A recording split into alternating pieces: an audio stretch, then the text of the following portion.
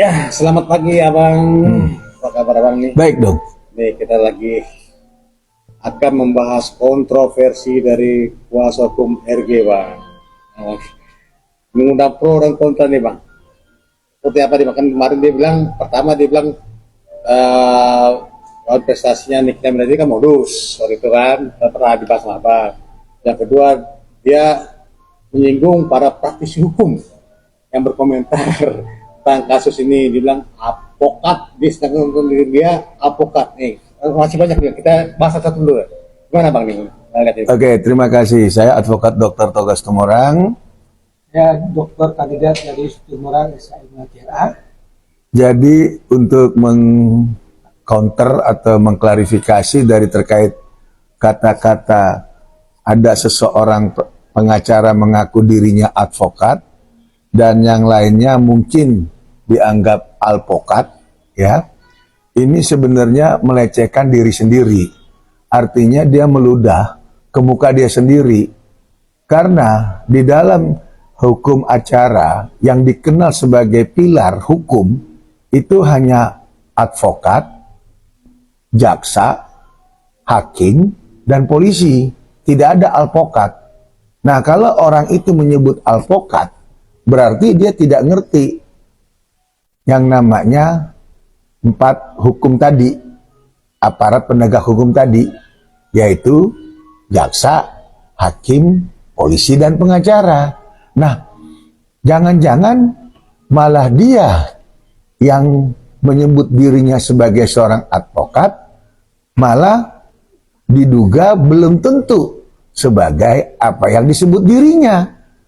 Karena menyamakan profesi mulia yang namanya advokat menjadi alpokat itu sangat-sangat melecehkan.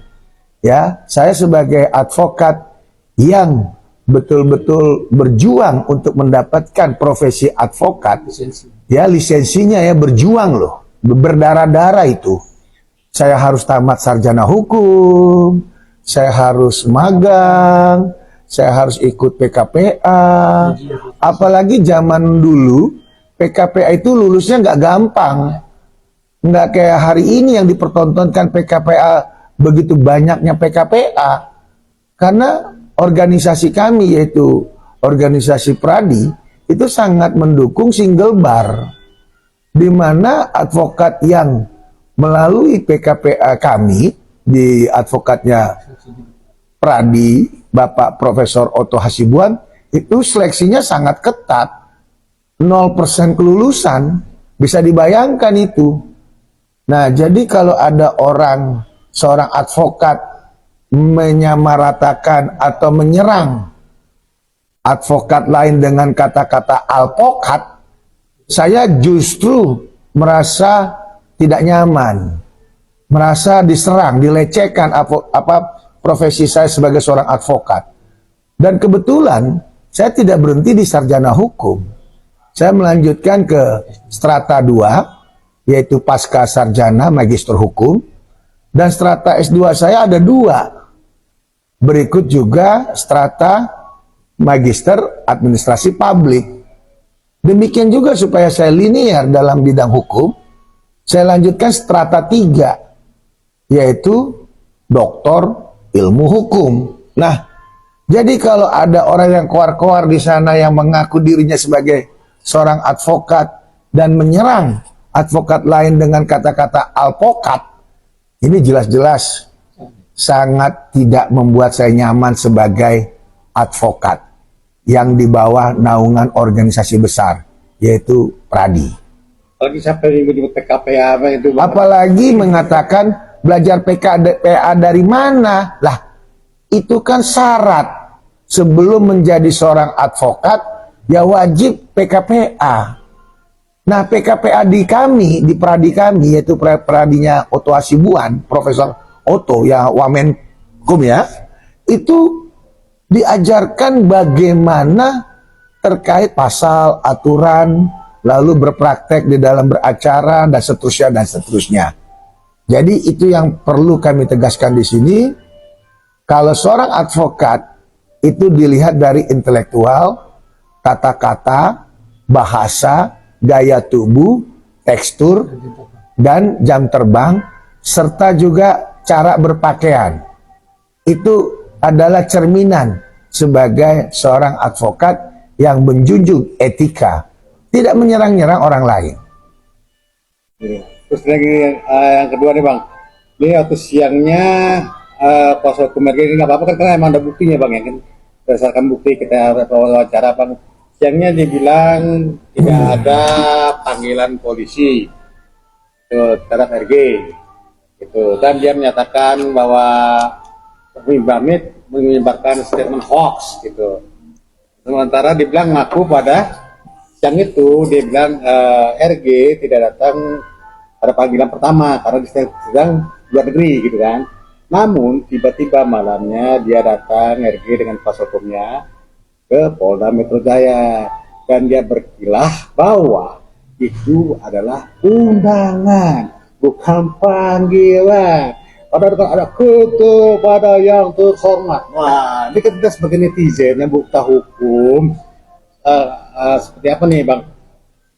Sebagai dokter dan juga praktisi hukum, seperti apa nih Bang? Kilahannya atau ada netizen bilang itu ngeles, apakah benar itu Bang? Seperti apa Bang? Jadi perlu diluruskan, kalau pernyataan Fahmi Bahmid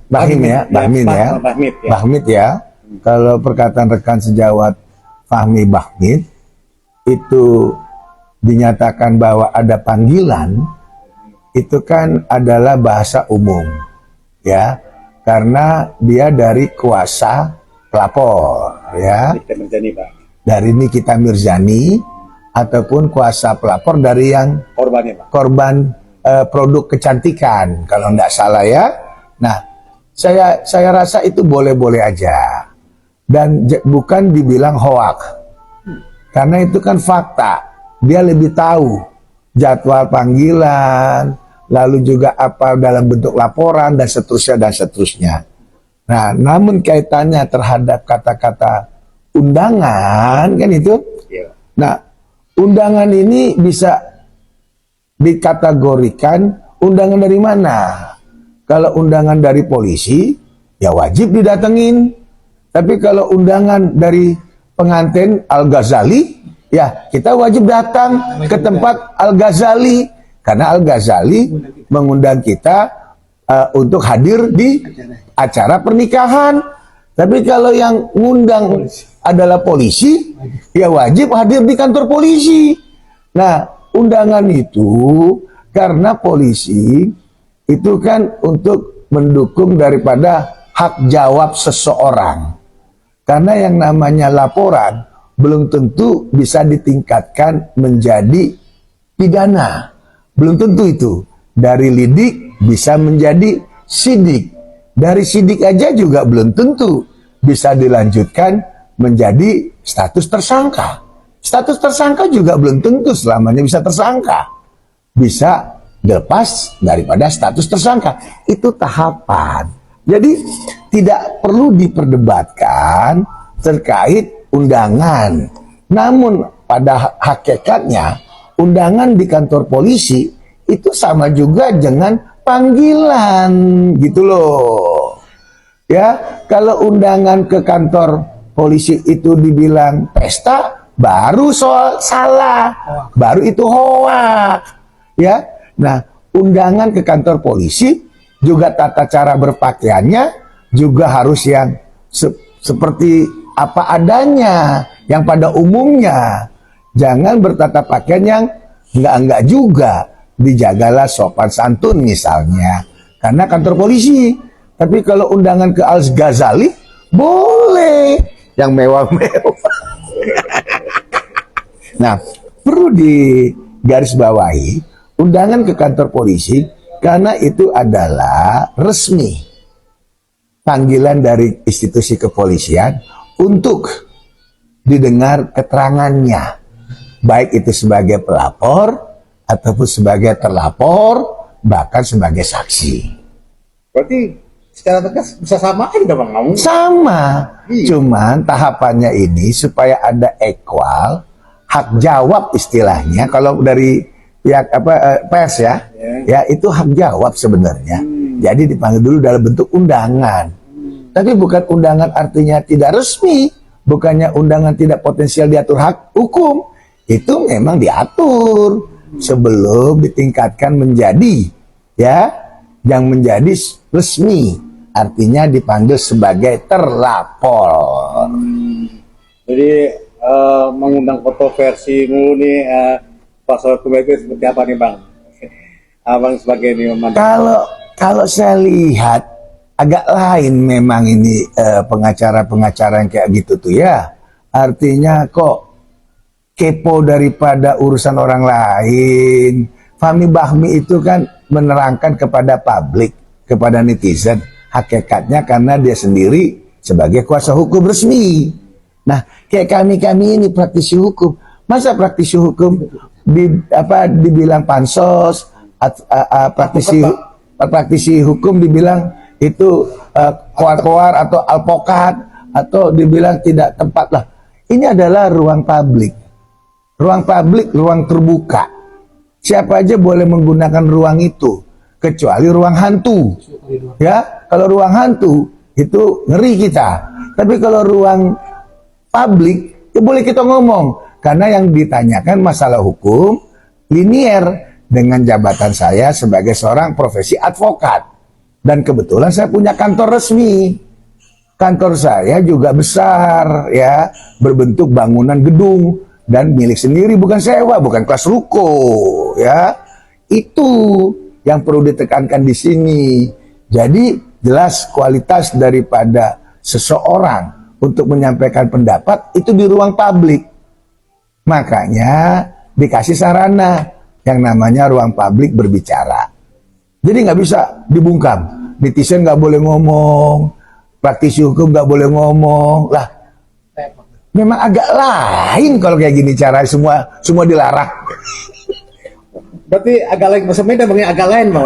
Ya, aku kan orang Batak nih. Jadi gaya bahasa kami agak lain lah itu. Agak lain Bang. Agak lain. Oke Bang, terakhir Bang, satu gimana Bang? Agak lain ini Bang. Jadi untuk rekan sejawat saya, bersyukurlah Anda sudah ditunjuk sebagai kuasa hukum. Nikmatilah pundi-pundi yang Anda wajib diterima daripada proses sebagai seorang yang kuasa hukum daripada pihak sebelah sana. Tapi dalam hal ini saya ya advokat Dr. Toga Situmorang janganlah disenggol dan janganlah dibungkamkan. Karena kenapa? Hak saya bicara di depan ruang publik. Kebenaran akan menemukan jalannya. Nikita Mirzani, semangat. Fahmi Bahmi, oke.